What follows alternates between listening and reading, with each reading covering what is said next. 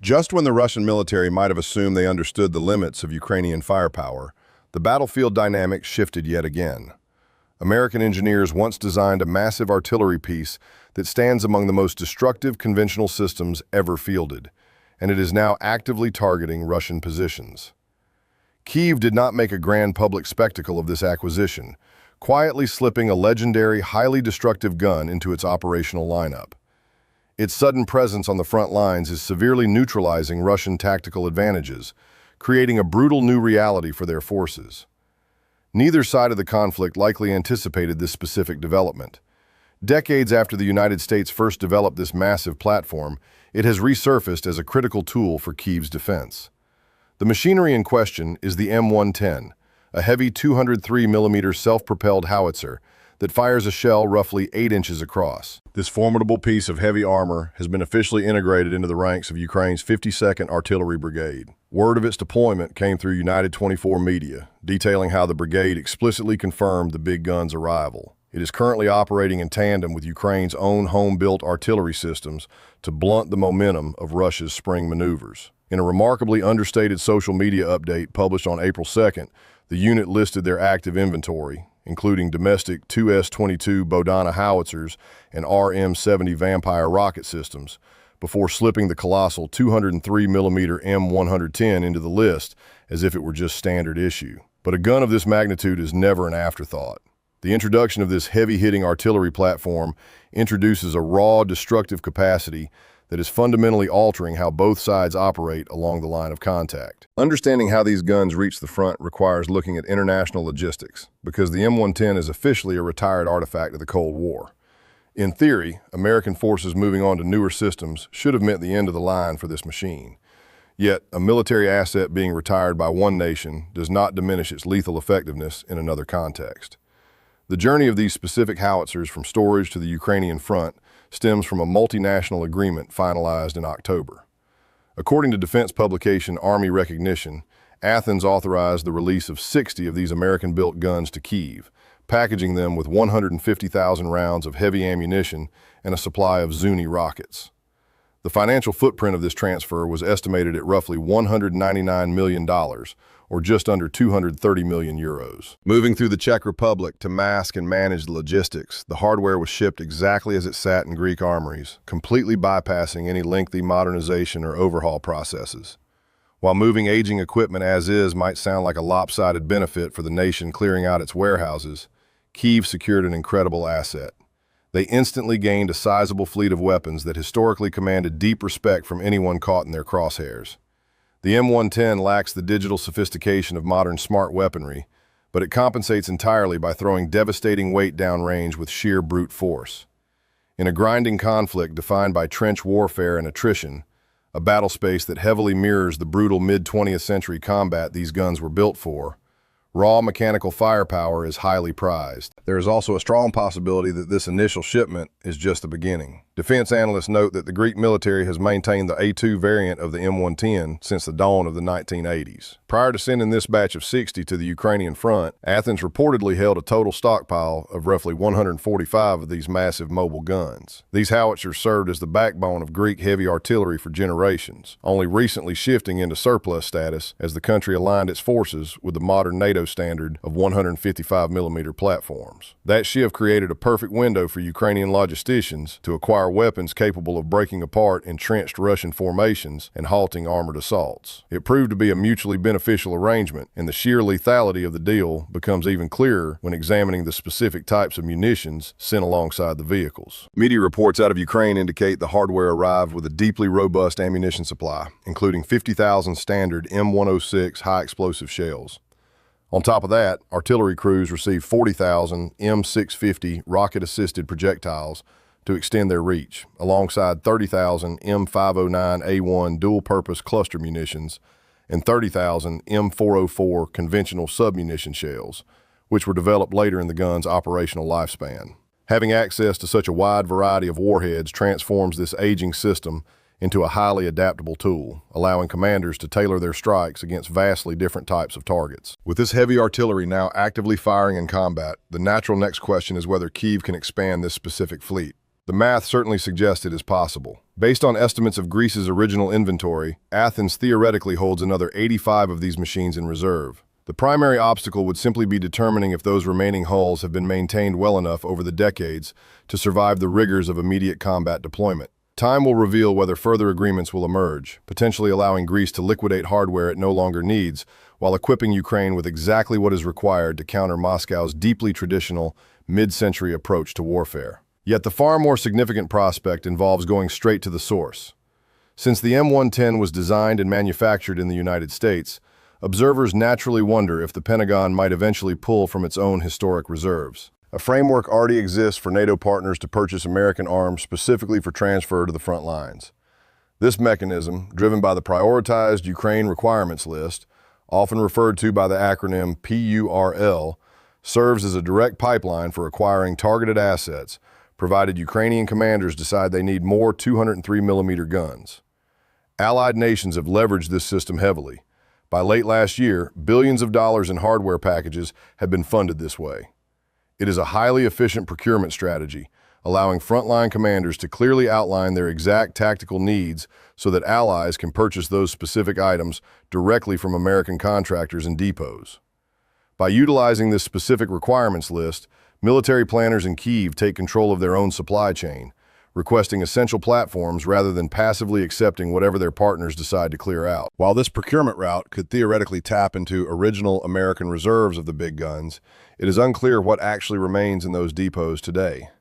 Historical records show that American factories turned out roughly 1,100 of these heavy artillery pieces following their debut in the early 1960s.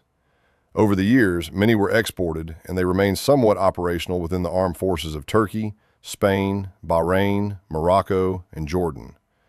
Among those operators, certain allied nations, Spain being a prime example, could potentially step up to donate their own remaining fleets. The true status of the domestic American stockpile is steeped in contradictory reporting, with some defense tracking sources listing the weapon as nominally active, while historical records confirm the Pentagon largely retired the platform in the 1990s to standardize around the smaller 155mm M109.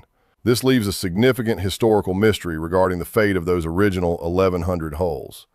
The destiny of certain components is well documented. During the Gulf War, American engineers famously repurposed the incredibly thick, high-strength steel from worn-out M110 gun barrels to hastily manufacture the casings for the massive bunker-busting bombs dropped on Iraqi command centers. What remains unknown is whether the heavy chassis of those vehicles were simply parked in deep desert storage minus their main guns, or if the military sold the entire tracks for scrap metal after harvesting the artillery tubes. If row upon row of incomplete chassis still sit in American holding facilities, engineers in Ukraine could conceivably take possession of the armored hulls and manufacture fresh barrels to return them to service. The same Czech-led logistical network that facilitated the Greek transfer possesses the heavy industrial capacity to make that kind of restoration a reality. Naturally, piecing together a fleet this way is purely theoretical, hinging entirely on whether the Pentagon still possesses the surplus hulls and is legally authorized to push them through the procurement pipeline. Moving past the theoretical supply chains, the immediate reality on the ground demands attention. Simply introducing this caliber of heavy artillery into specific sectors of the front generates an undeniable tactical shift in Ukraine's favor. The sheer kinetic impact of these strikes strips away any notion that these are outdated museum pieces, cementing them instead as incredibly relevant instruments of modern warfare. Taking a brief pause to acknowledge our viewers, thank you for watching The Alex Jones Show. If you appreciate detailed breakdowns of military hardware and tactics, consider subscribing to ensure you remain informed on the latest developments. To understand the tactical value of the M110, one must look at the specific capabilities it places in the hands of Ukrainian gunners. First and foremost, it injects a level of raw, concussive force that has often been absent from their daily artillery barrages over the past several years. While Kyiv's batteries have certainly maintained a steady volume of fire, this specific platform introduces a vastly heavier weight class to the artillery duels. A single standard shell sent downrange by this weapon carries roughly 200 pounds of explosive payload directly into enemy lines. By utilizing the specialized rocket-assisted ammunition provided in the Greek shipment, crews can hurl that immense destructive power almost 19 miles past the front line to obliterate staging areas. Beyond the extreme range and lethality, the platform is entirely self-propelled, riding on a tracked, armored chassis powered by a heavy-duty 405 horsepower engine. This integrated mobility is critical for survival, granting operators the ability to fire a volley and immediately relocate before counter-battery radar can pinpoint their position, a tactic that towed static artillery simply cannot perform. However, wielding this level of destruction requires a heavy logistical footprint and considerable human resources. Operating a single M110 battery demands a 13-person team.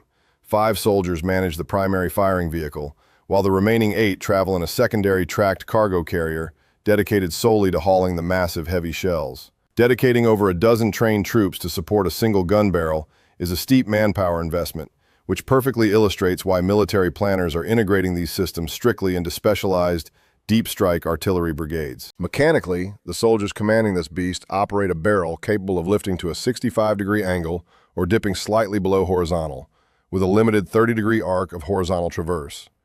Because heavy mechanical hydraulics can always sustain combat damage, the design includes manual hand cranks, meaning gunners must be rigorously drilled in physically muscling the massive breech into place under pressure. The sheer size of the ammunition also limits firing speed. A well-drilled team generally fires once every 2 minutes, pushing to perhaps 2 rounds a minute in desperate situations. Compounding this challenge is the fact that the primary vehicle only has space to carry 2 ready rounds, relying entirely on the trailing ammunition carrier to keep the gun fed.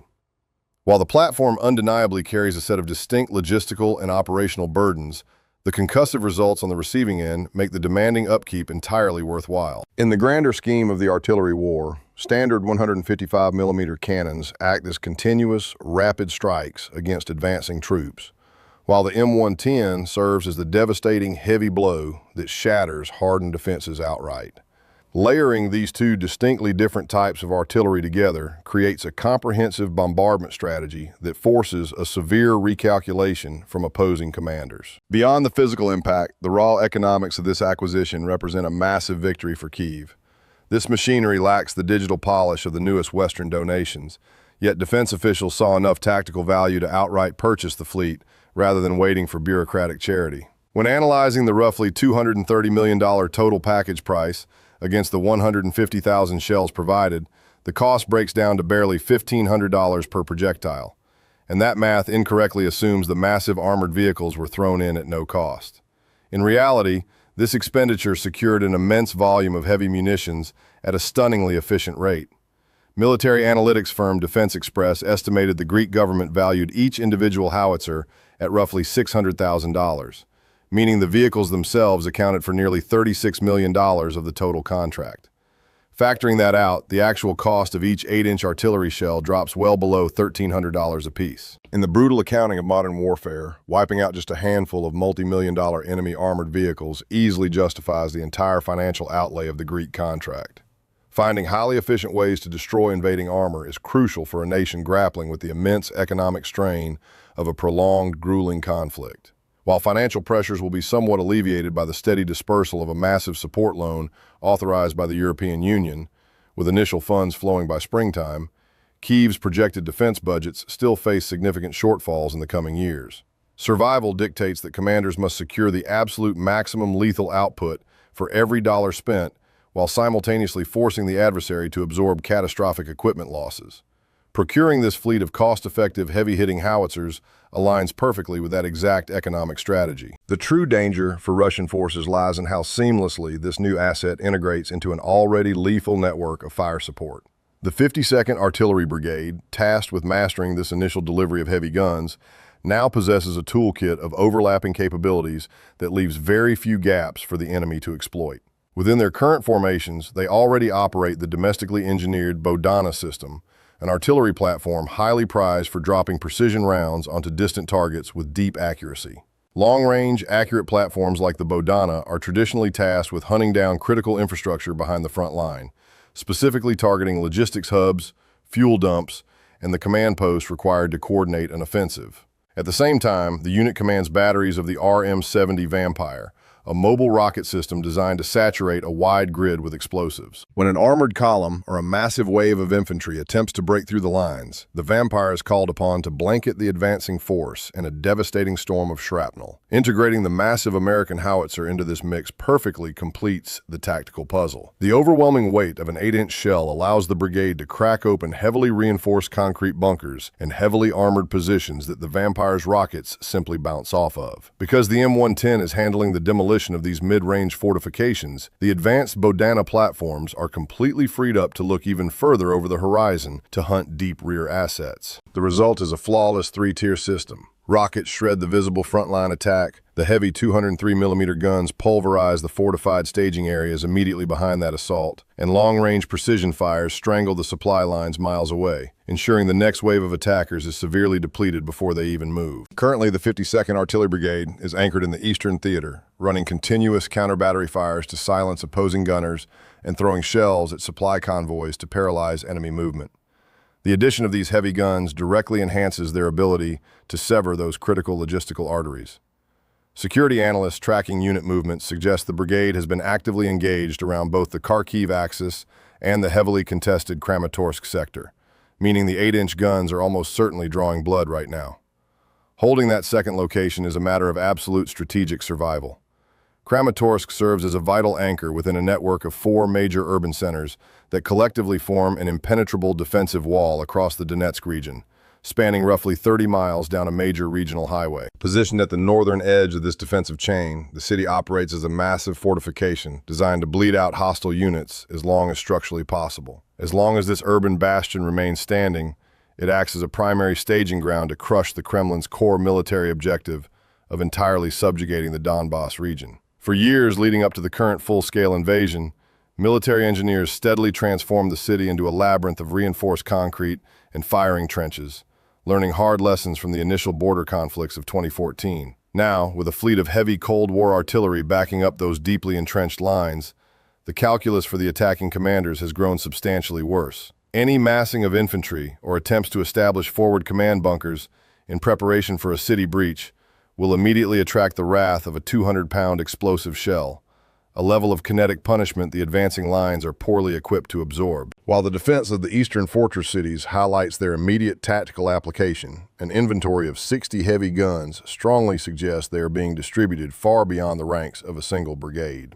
Other units across the theater will undoubtedly receive these platforms, and the broad assortment of ammunition types opens up highly creative ways to manage the battlefield. One of the most effective ways commanders will utilize this newfound weight is by integrating it directly into designated ambush sectors. Over the past years of fighting, defending forces have meticulously mapped out specific grids of land spanning miles, turning them into highly lethal traps constantly observed by aerial surveillance.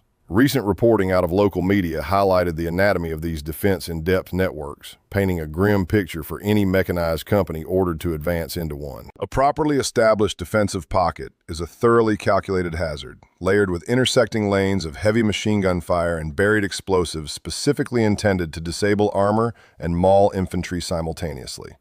Long before the first artillery shell falls, an attacking column must navigate vast minefields, deep trenches cut to trap tanks, and rows of concrete barricades meant to strip the tracks off armored personnel carriers.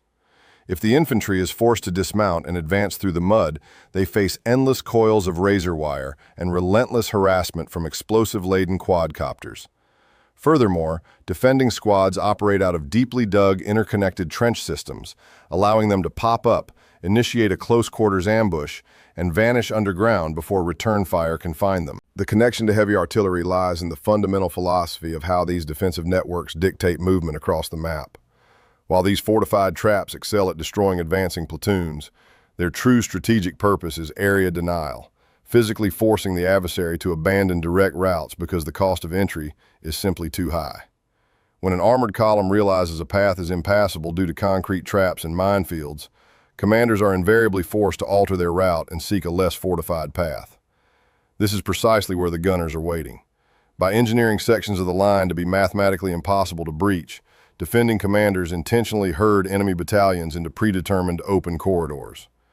Once the advancing forces are funneled into these exposed stretches of dirt, the trap springs, marked by a swarm of kamikaze drones hunting engines and a relentless downpour of conventional mortars. Injecting the M110 into this carefully orchestrated chaos means that instead of just taking shrapnel damage, those boxed-in tank columns are suddenly being pounded from above by massive, crater-making munitions capable of flipping armored vehicles upside down. Surviving an ambush of that magnitude is a statistical impossibility for a ground assault force. This grim reality is exactly what is waiting for opposing generals as they attempt to push their lines forward in the coming warmer months. Defensive networks that were already extracting a brutal toll are now significantly deadlier, bolstered by vintage machinery that has found a second life due to the simplistic, attritional nature of the enemy's battle plans. Relying on massed, poorly coordinated waves of infantry and tanks to bludgeon a line makes the attackers incredibly vulnerable to the exact type of heavy area bombardment the M110 was born to deliver. Because Moscow continues to rely on slow, grinding frontal assaults reminiscent of the last century,